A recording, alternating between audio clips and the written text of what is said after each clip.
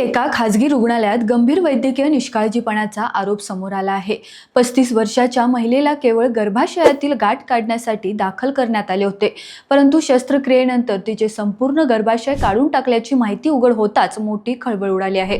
नमस्कार, मी सनोफर, तुम्ही पाहताय रोकठोक महाराष्ट्र न्यूज। पुण्यातील मांजरी परिसरातील मुंडवा रस्त्यावरील साई केअर रुग्णालयात गाठ काढण्याच्या शस्त्रक्रियेसाठी दाखल झालेल्या 35 वर्षीय महिलेच्या उपचारादरम्यान तिचे संपूर्ण गर्भाशय काढून टाकल्याचा गंभीर आरोप समोर आला आहे। या प्रकरणी रुग्ण महिलेच्या तक्रारीनंतर मांजरी पोलिसांनी 4 डॉक्टर आणि एका कर्मचाऱ्यावर गुन्हा दाखल केला आहे। Doctor Sandeep Karad, doctor Mandar Sahuji, doctor Nihal Shaikh, doctor Shahzad Shaikh आणि सूरज कांबळे यांच्या विरोधात रुग्णाचे जीवित धोक्यात आणल्याप्रकरणी कलम 125 ब नुसार गुन्हा दाखल करण्यात आला आहे। तक्रारदार महिलेला 2023 मध्ये सोनोग्राफी दरम्यान गर्भाशयात छोटी गाठ असल्याचा निदान झालं होतं आणि त्या उपचार घेत होत्या। त्रास वाढल्यामुळे त्या 13 सप्टेंबर 2025 रोजी साई केअर रुग्णालयात दाखल झाल्या। डॉक्टरांनी लेझर शस्त्रक्रियेद्वारे गाठ काढावी लागेल असं सांगितलं आणि 15 सप्टेंबरला त्यांच्यावर शस्त्रक्रिया करण्यात आली। परंतु काही दिवसांनी पुन्हा त्रास जाणवल्याने त्या तपासणीसाठी रुग्णालयात गेल्या असता त्यांना त्यांचे गर्भाशय काढण्यात आल्याची माहिती मिळाली। महत्त्वाचं म्हणजे डिस्चार्ज समरीत या गोष्टीचा कोणताही उल्लेख नव्हता।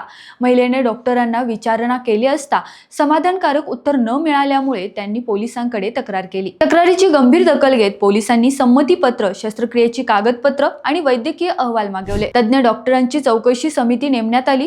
समितीने प्राथमिक तपास वैद्यकीय निष्काळजीपणा झाल्याचं नमूद केल्यानंतर डॉक्टरांविरोधात गुन्हा नोंदवण्यात आला आहे। या घटनेनंतर रुग्णालय प्रशासनावर अनेक प्रश्नचिन्ह निर्माण झाले आहेत आणि पुढील तपास सुरू आहे।